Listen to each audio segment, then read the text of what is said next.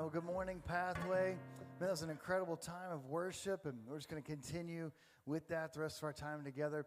Thank you so much for being here. If you're new, welcome. My name is Brian. I'm the pastor, and at Pathway, we simply want to help you to know God, to find family, and to make a difference. That's what we're all about as a church in a nutshell. So, man, thanks for coming. We're going to continue a series that we started last week. It'll take us right up to basically Easter Sunday in a few weeks. And we're looking at one of the most, I think, important people in all of human history, but definitely the Bible. Important on several layers, but one, there's only 2 books out of 66 books in the Bible. Only 2 of them are titled after women. And we're going to look at one of them today. And not just any woman, but this is the only woman in the entire Bible that has a book named after her that's a non-Jew. And so everything else, especially the Old Testament, is written by Jewish authors. You could say it's a Jewish book perhaps, but you got one book that stands alone written by a non-Jew, and it's a woman, and it's remarkable. Her story is amazing. And not just that, but she becomes one of the, we might say, mothers of Jesus, or great-great-great-great-grandmothers of Jesus. And in fact, the first page of the New Testament, that's you get there, Matthew chapter 1, it gives the genealogy, the family tree of Jesus. And there is this lady's name right in the middle of it. Her name is Ruth. And we started last week. We looked at the first about 7 verses, and we're going to finish that today. But the first 7 verses of Ruth, basically, chapter 1, verse 1 goes like this, that there was a severe famine in the land of Israel, specifically Bethlehem. And as we said last week, this area of Bethlehem was not known for anything. This is before, oh, little town of Bethlehem and all the Christmas cards. This is before Jesus was born there. There's nothing to be known for except their name. And the name Bethlehem literally means house of bread. And the author of Ruth is trying to get you and I to understand it's not by chance or accident or ironic that Bethlehem, house of bread, there's no bread in the house of bread. The one thing they were to be known for, they didn't have. And as we said, the most famous resident of Bethlehem, Jesus, would do an amazing miracle. In fact, it's the only miracle in all 4 accounts of the life of Jesus in the New Testament of the Bible. It's when Jesus feeds over about 30,000 people with 5 small loaves of bread and 2 fish. And when he's done, in John chapter 6, Jesus stands up while they're still eating the food. And Jesus says, I am the bread of life. If you take of me, you'll be satisfied. And we said, it's interesting that the one thing they were known for in Bethlehem was bread, and they didn't have that. And that we need to be going around, if you're a follower of Jesus today, be going around giving the bread of life to people at your work, at your family, going around every day. Some of us, we go around giving bread, but it's sourdough bread, all right? Like let's go around and give some bread of life to people, man. Make us some donut bread. That works. Got some glaze on top, all right? But we got to give the bread of life to people. And we got to be known for good news. I mean, you just say it's bad news, but we got a monopoly on good news of the gospel. So we go around every day. When you show up at work, you might be, whether you're top tier, mid tier, or lower tier at your pecking order at your work. You go in and you are chief bread officer. You go around at work giving the bread of life to people. And so we talked about that. And so Naomi, who is, I think, really the main figure of the book of Ruth, Naomi and her family, her husband Elimelech and her 2 boys, Mahlon and Chilion, they leave the house of bread because there's a famine. Why was there a famine? Well, it tells you the last sentence of the previous book, Judges, it says, everybody did what was right in their own eyes. It was lawless. It was full of sin. It was just the Wild West of sin. I mean, it was a horrible, horrible place to be. And so there's sin, so God withholds rain to get their attention to turn back to him, and apparently they do. But in that process, they leave and they go east of Israel, which we would say modern day Jordan, or in that day Moab, and they lived there for about 10 years. As they're living there, her 2 boys marry non-Jewish wives, and that was not like really, that great. It was kind of frowned upon. Like if you're Jewish, you need to marry Jewish wives, and they marry Moabite wives, and so that wasn't really great, but nonetheless, they're there for 10 years. Well, at the end of 10 years, her husband, Elimelech, dies, and her 2 boys, Mahlon and Chilion, die. And now she is literally an old, alone widow woman. She's probably in her 60s. I'm not saying that's old today. I'm just saying for Bible times, okay? I know. But she's in her 60s, And everybody's dead, and she's all alone except for her two daughters-in-law, Ruth and Orpah. So let's dive in. Ruth chapter 1, verse 6. Then Naomi heard in Moab that the Lord had blessed his people in Judah by giving them good crops again. So Naomi and her daughters-in-law got ready to leave Moab to return to her husband, her homeland.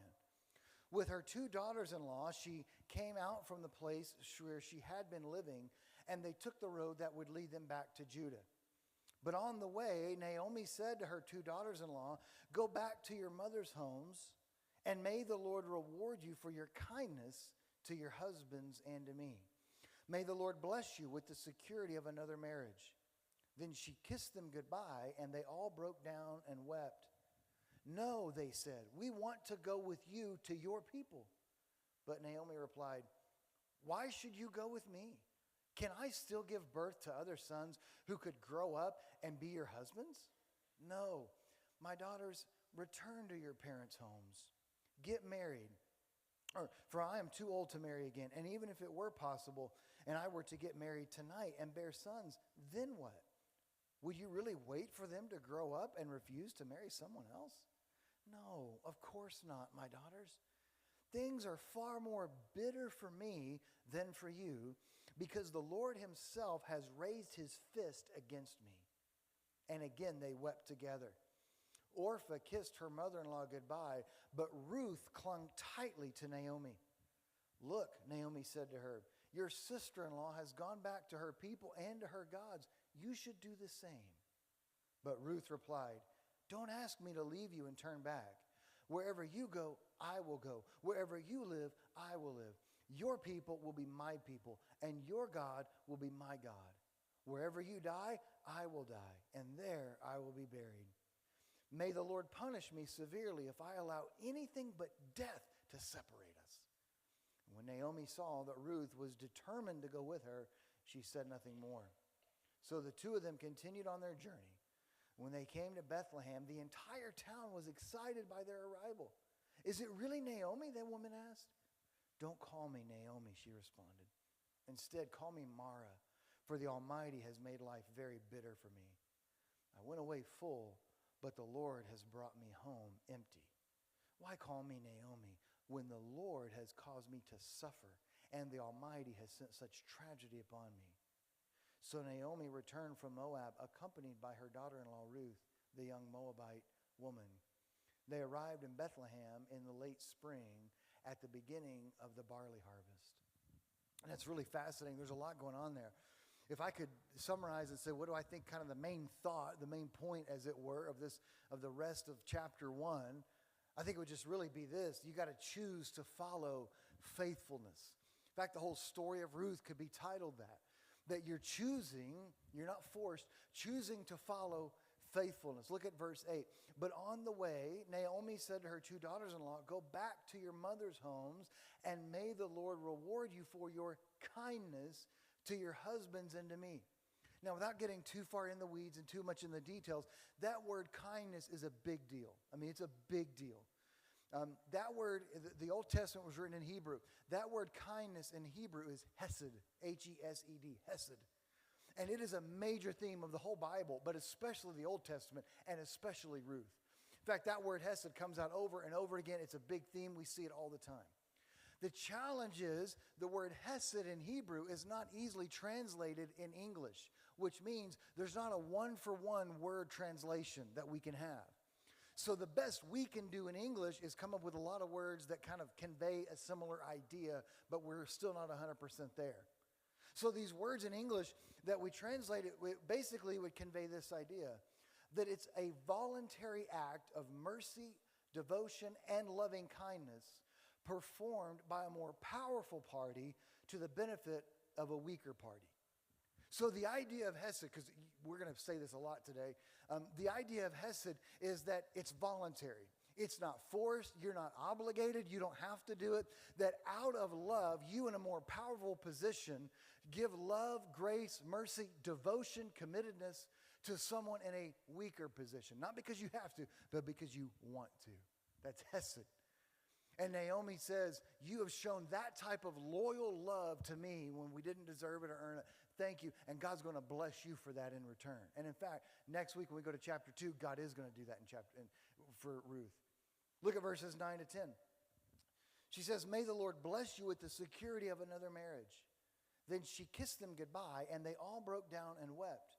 No, they said, we want to go with you to your people.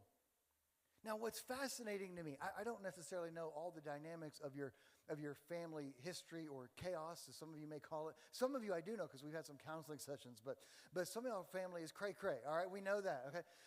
But I just want you to think about, if you're Naomi, you're Ruth and Orpah, and you are obliged by law, by marriage, in-laws, right? And your spouse dies. That would be bad. But some of you, I say lovingly, if your spouse died, you would be bummed, but in a way you'd be kind of grateful because now you don't have to see your in-laws anymore, right? You're like, I mean, it stinks they died, but at least I ain't going to see those people anymore at Christmas and Thanksgiving. Okay, I mean, that's how some of us would be. But not Ruth and Orpah here at the beginning. In fact, what they say is, and that's what Naomi's trying to get her to understand. Look, I am praying God's favor and blessing. You need to go back and remarry. Because I cannot give you any more kids. I appreciate the gesture, ladies. That's amazing that you are willing to give up your family, your home life. You're willing to not ever get married again or have kids. You're willing to never see your family again and die as a foreigner in a foreign land. Man, the gesture is amazing. And because of that hesed, I pray that God gives you hesed in return for your faithfulness to me. And God will next week. But here's the point. It talks about why would Ruth and Orpah want to do that? My question is to Naomi. I mean, Naomi is letting them go off the hook, right? Naomi is saying, ladies, go. Like, you don't have to be, I appreciate it, but you don't have to be, we're not connected anymore by law, so go do your thing. Go get married. Leave me alone in a nice way. Like, I'm just going to be an anchor around your life. And yet both women say, no, we want to go with you. Why would they say that to their mother-in-law who can't give them any more kids? I think the answer is it talks and it shows of Naomi's character and her integrity.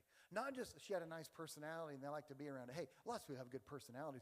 But there was something magnetic about Naomi. There's something magnetic about Naomi that her own daughters-in-law are willing to say, we will forego marriage for the rest of our lives and having kids for the rest of our lives just to be with you. What is it about her? I think the answer is she was so devoted to God that she had the Torah, the Bible. She was a woman of character, a woman of prayer, a godly woman. And yet these two Moabite women, they didn't know about God or Yahweh or the Bible or any of that until they saw it in her. They had false gods because Naomi says, go back to your false gods. And they're like, no, they're false. We want the real thing because you've got the real thing. We have to live our lives that when we go outside of this place, that people are so drawn to you, not because you tell funny jokes and you're a nice person. Anybody can do that. But people are so drawn to you, whether you're an introvert or extrovert, because of your character, because of your integrity, because of your love for the Lord, and it wants them to know Jesus that's in you. I mean, in her darkest moment, she's like, you guys can go. And they're like, no, we want to be with you. I mean, man, I pray that be said of me. That of my life, people are so drawn, not to me because I'm a nice guy, but to the Jesus in me. Because they're like, I've served some false gods in my life. I've served the false god of money, of status, of career, of relationships, of influence, of power. I've served those gods, and they left me empty and hollow. I'm going to turn my back on the false gods and tell me more about the real God that you pray to. That's Naomi. And look at verse 11. But Naomi replied, why would you go with me? Can I still give you other sons who grow up to be your husbands? Now we're beginning to see part of her character here. Because she could say, oh, hey, I was just being nice. You want to go with me? Great. I mean, but she says, no, look, girls, it's more beneficial for you to go and get married than it is to stay with me. And she's going to talk about why here in a minute. Naomi, in other words, understand Naomi's a selfless woman. Naomi, no wonder these two daughters-in-law like, I will turn my back on my own family to be around my mother-in-law the rest of her life. Why? Because she is a selfless woman. Naomi, it's not about me. Yeah, girls, come serve me the rest of I'm an old widow and you're young. I mean, she's, Naomi in her 60s and probably Orpah and Ruth in their early 30s. No, but she's selfless. In fact, her great-great-grandson would say, I did not come to the world to be served by people. I came to the world to serve the people. That's what Jesus said. And we got to be known for people, not just I'm a great person of moral character and conviction. That's wonderful. But you know how you display your character? You know how you display your integrity? Through selfless serving other people. When it's of no benefit of return to you, you just love them anyway. You just serve them anyway. That's the idea. That's why they were so attracted to her, because it was never about her. And then look at verse 13. She says, for the Lord himself has raised his fist against me. This woman has given up. Now notice this. And here's the thing. Sometimes when you read the Bible, we read the Bible and we read about people and we're like, oh, we put them on the Mount Rushmore of the Bible. And we're like, oh, I could never live up to that person. Oh, I wish I could pray like that. I wish I knew God like them. And hey, there are some people in the Bible absolutely like that. Let's just be real. I mean, they're kind of on another level spiritually. But can I be honest? I think about 90% of the people in the Bible are just as real and relatable as you and me today. I really do. I don't know that any of them are like hyper spiritual like we like sometimes think they are. I think they're relatable. Here's Naomi. Here's my proof. We just got done bragging on Sister Naomi. What a woman of God she is, and selfless, and she loves, and she's great character and all that. But then look at what she says. God himself has raised his fist against me. She's a complicated woman. She's a woman on the outside that says, I want to serve you. I want to be a blessing to you girls. And it's not what's in my best interest, but what's in your best interest. I want to serve you. But at the same time, while she's doing that on the outside, on the inside, she's bitter. On the inside, she's saying, God has raised his fist against me. Have you ever been like that? Where on the outside, I'm trying to worship. I'm trying to sing how he loves. And I'm trying to worship the Lord. I'm trying to read my Bible every day. I'm trying to give. I'm trying to serve. I'm trying to do all this stuff. But yet, I don't know what it is. It feels like my prayers are like a lead balloon. They come out and fall to the ground. And I keep coming to church. I keep going to small group. I keep praying. I keep doing all the things I'm supposed to do. But at the end of the day, Brian, I can't describe it. But it feels like God has his fist raised against me. And I want to sing how he loves, and I know it in my head, but not in my heart. That's Naomi. I mean, she's complicated. She wants to serve, and she wants to be selfish. She's got great character, but yet she's got a crisis of faith. Have you been there? She has. I've been there. Look at verse 14. And again, they wept together.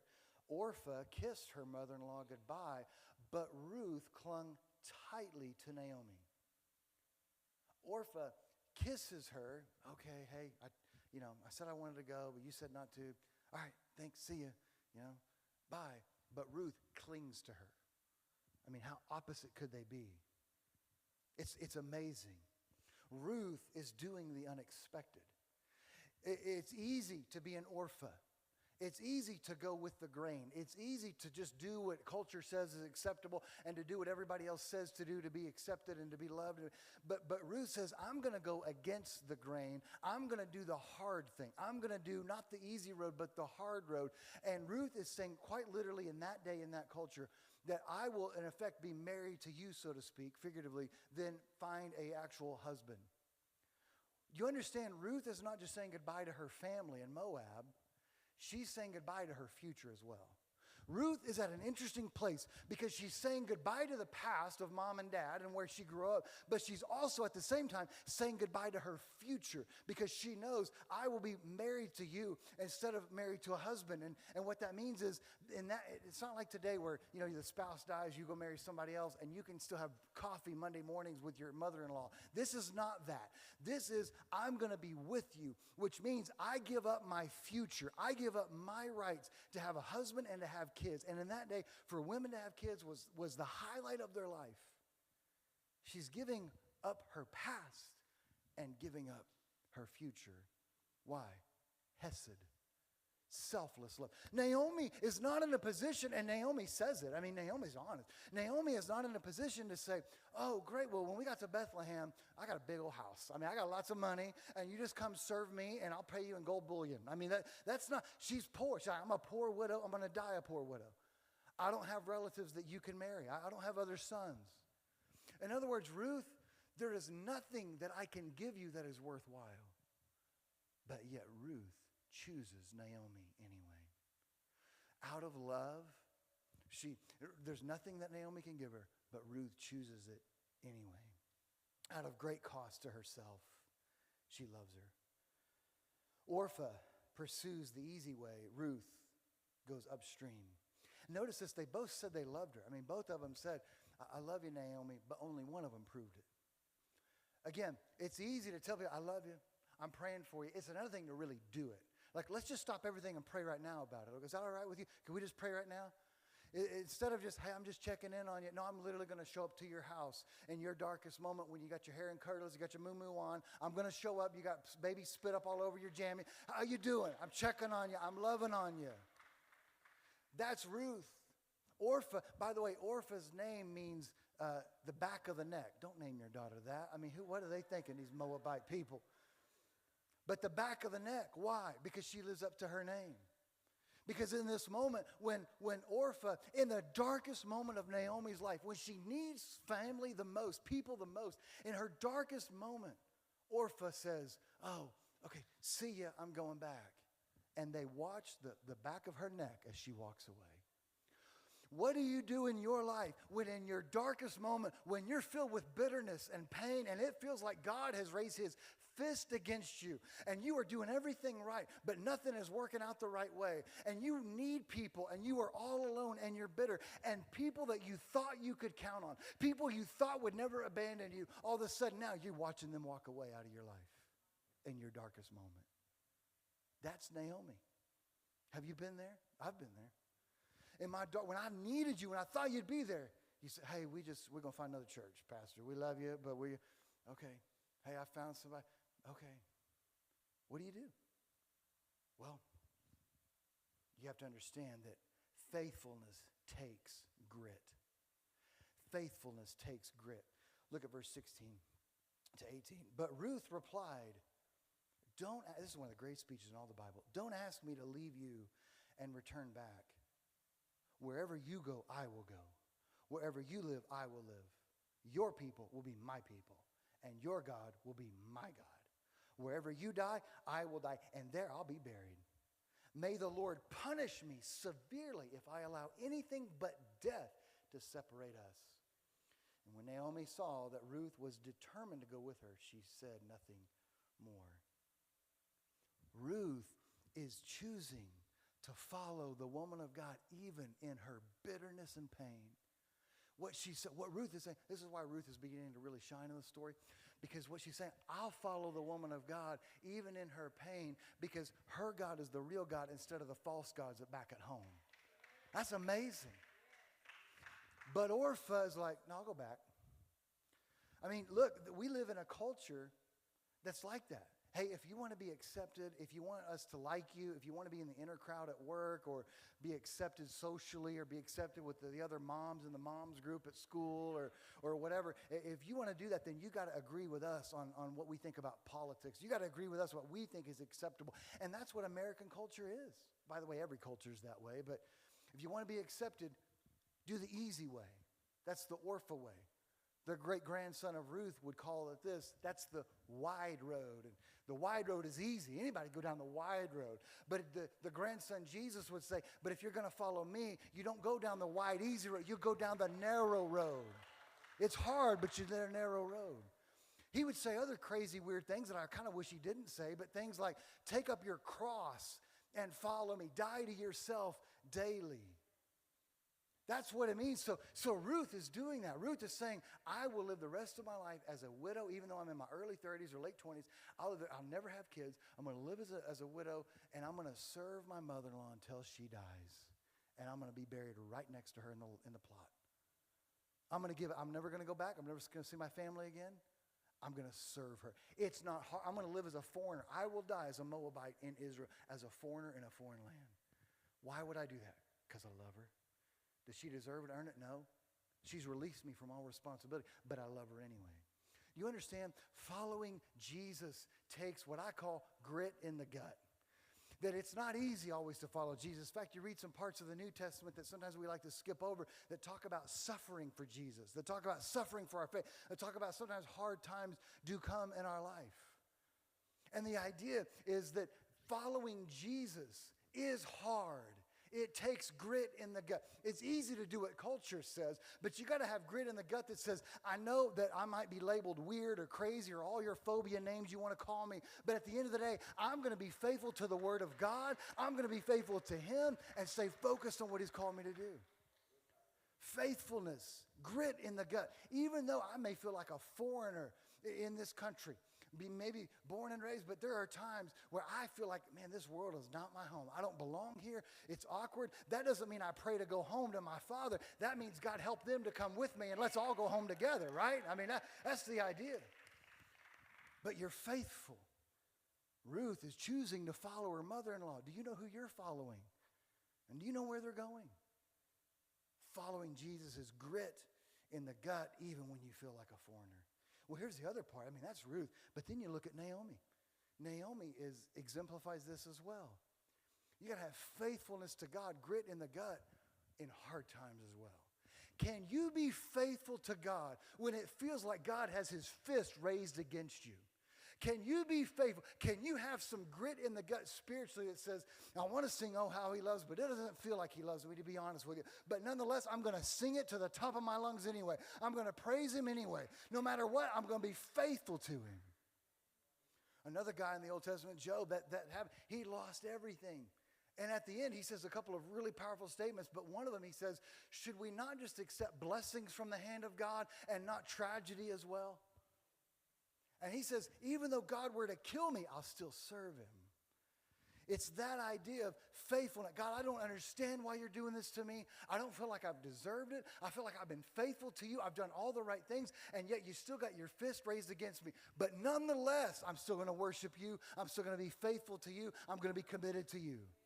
Takes grit in the gut. Faithful at all times, not just when it's convenient. Taking the hard road of faith.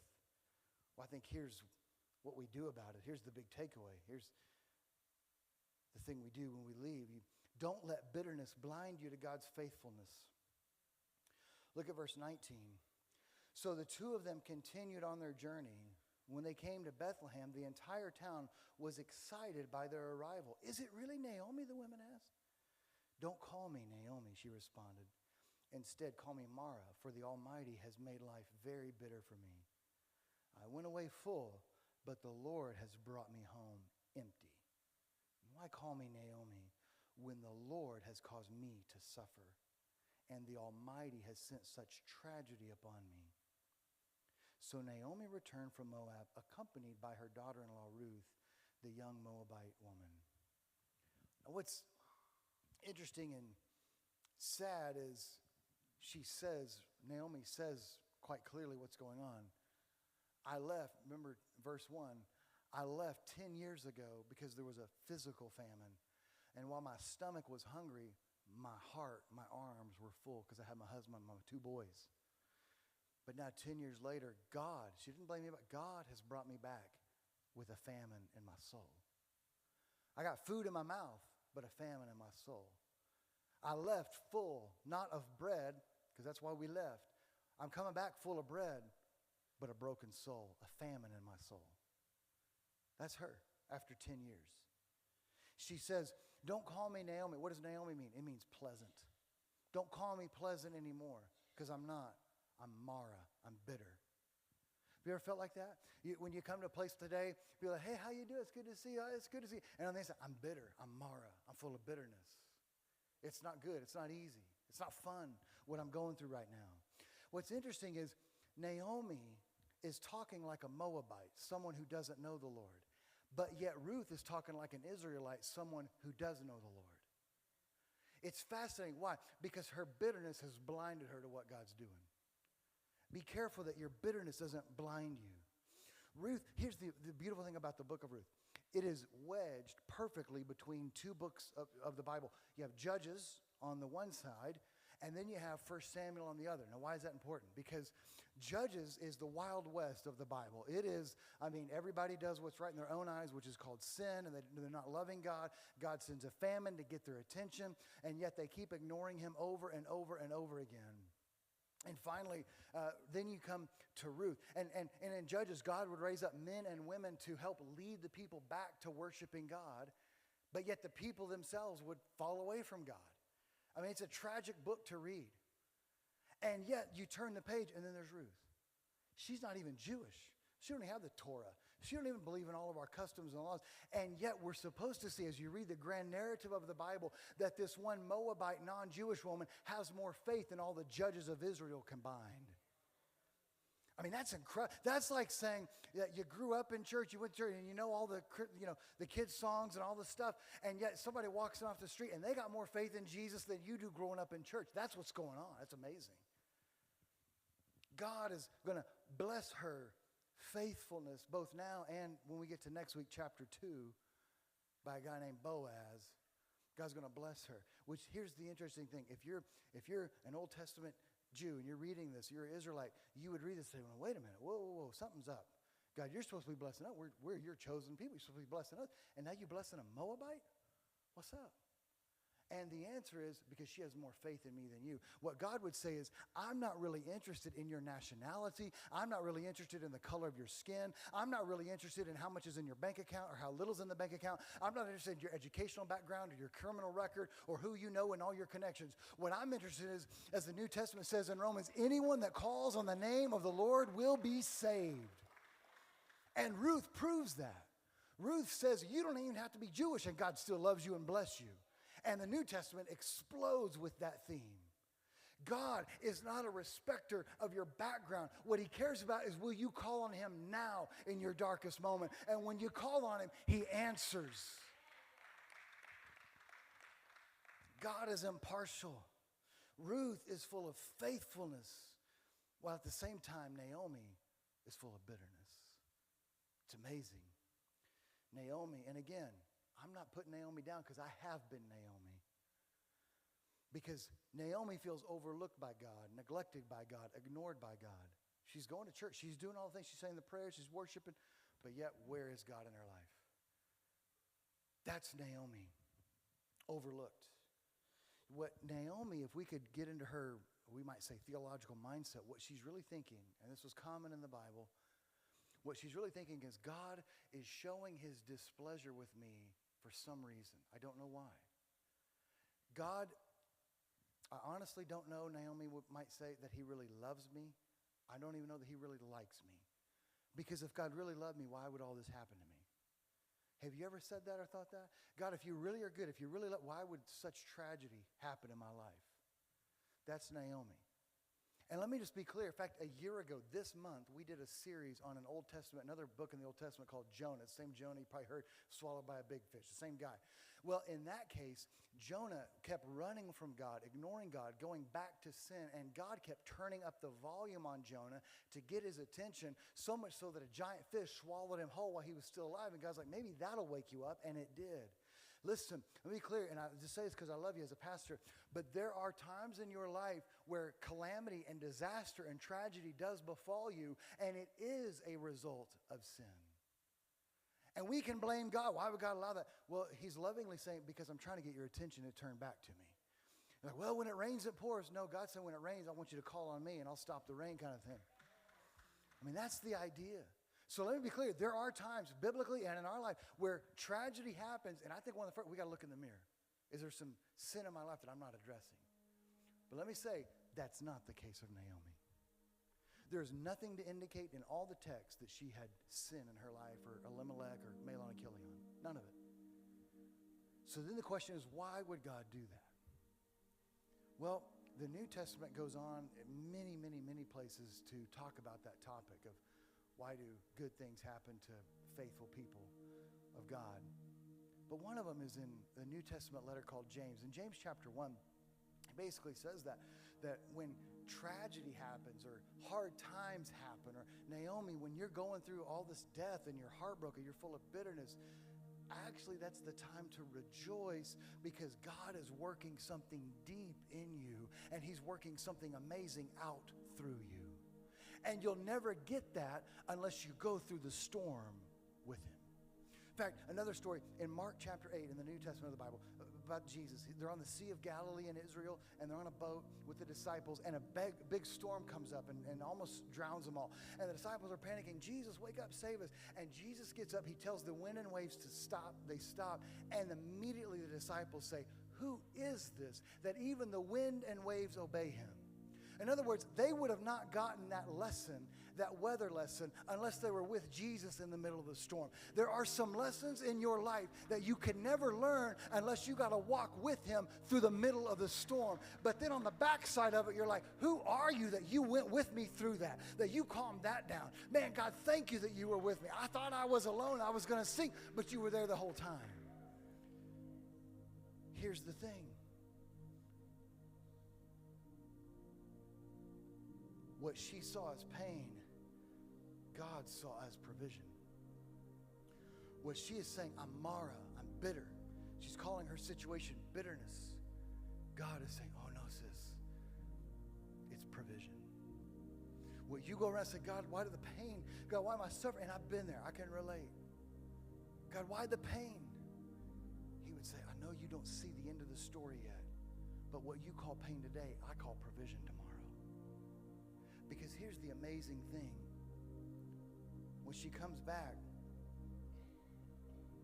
she says, I'm all alone.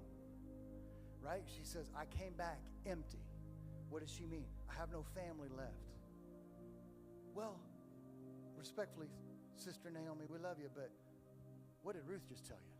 And she's standing right there. I mean, how do you think that makes her feel, right? Like Ruth had just made this literally life-changing gesture. You can't give anything to Ruth that's of benefit to her. Ruth just told her family goodbye forever. She said goodbye to her future forever. She'll never have a husband, never have kids. And yet, you're here telling the other women of Bethlehem, I'm all alone. Be so careful, Pathway, that your bitterness can blind you to God's blessing. Because you go, I'm bitter, I'm Mara, I don't know, man, the people I thought would be there, they walked out on me, and I'm all alone. I don't know where God is. It feels like he's got his fist raised against me, and I'm so frustrated, God, I don't know. And you begin to, I'm bitter, I'm full of pain. And God is saying, but I put someone in your life that's a blessing to walk with you. You're not alone, Naomi. I just say to somebody, you're not alone. Quit living the lie of the enemy. You're all alone and God doesn't love you anymore. When God's saying, if I didn't love you, I wouldn't give you a Ruth that said goodbye to everything to be with you to the day you die. You could be so blinded by bitterness that you miss the blessing. Be careful. God, listen, with Naomi, God may provide something that you didn't think you needed. Naomi didn't think she really needed Ruth. She tried to get her to leave like 3 different times. And so God may provide something or someone in your life that you didn't think you needed, but yet that person is going to end up changing everything for you. She didn't think right here at the end of chapter 1 that she needed a Ruth, but when we get to chapter 4, which would be about a year later in their time, about a year later, Ruth, the person that she's saying, I really don't need, that person is going to give birth to a baby. And in chapter 4, Naomi, in her 60s, is going to nurse that baby at her chest as if it was literally her own child. And in fact, the same women of Bethlehem that are saying, hey, welcome, and she's like, no, I'm bitter, are the same women that'll say, look at what God did in your life. Naomi, you thought God had written you off. You thought that I remember you said you were bitter and Mara, and it was over for you. You're going to die a poor old widow woman. But now look at what the Lord did. You've got a son. And in that day when she's nursing in that aspect, what they're doing is that was literally like her adoptive son, not biological, but adoptive son. It's amazing. Never discount the thing that you think you don't need. God is going to use to do something amazing in you. In other words, it's kind of like the old saying, don't put a period where God puts a comma. Naomi is going around saying, that's it, I'm Mara, God's got his fist against me, I'm just going to quit, I'm going to die an old bitter woman. And God is saying, no, you're not. You're trying to put a period, but Naomi, girl, we're going to put a comma on that because I got more to your story because I wrote your story. Some of you don't give up so soon because I know it's heartbreaking. I know it's tragic, and it may be 10 years of pain. I've been there, but understand, quit putting a period where God says, no, I'm writing your story. There's more to come. There's more parts coming. And then look at the end of verse 22. They arrived in Bethlehem in the late spring at the beginning of the barley harvest. Now, that's in there for a couple reasons. One, it's about this time of year. I mean, late spring, so we might say, April, maybe May, but about this time of year, realistically. And it says that at the beginning of the barley harvest, springtime. Spring is my favorite time of year. And notice what has the whole chapter been about? How did it begin? Famine. What is that? Death. And then her husband and 2 boys die. And then the heart of it, she says, I'm bitter, and God's got his fist against me, and God's caused this, and all this stuff. It's death, death, death. Until the very last sentence of chapter 1. Springtime is coming. And what you think is the death of the cold ground of winter in your soul, God is beginning to loosen up and allow some spring and some sprouts to come through the ground, because there's life. What you call death, God is bringing those dead things back to life in you. As we often say, the gospel, the story of the death, resurrection, and forgiveness of Jesus is in every chapter of every page of the Bible if you look. And it is all over Ruth, not just because they're related bloodline-wise, that's true, but more than that. You see, because you could be in a place like this today and be so bitter at God that you are blind to the blessing of salvation that he's offering you right now. You could be so bitter at God. Why would he do this? Where is God? What is he? And then you're in a place like this where he's offering you salvation. He's offering you forgiveness, a relationship with him. But be careful that you're not so full of bitterness that you miss the blessing of salvation. The idea of hesed, of this someone greater giving something to someone lesser that they don't deserve, that they don't earn. I mean, that is the gospel. I mean, that's not just the theme of Ruth, but that's the theme of the whole Bible. That God, we could never give anything to God that's of worthwhile. But yet in grace, he came and gave us his life. That hesed that we don't deserve and earn. Jesus, when Naomi was of no benefit to Ruth, had nothing to give Ruth that was her worthwhile, Ruth still chose Naomi anyway, out of love. Don't you see the gospel?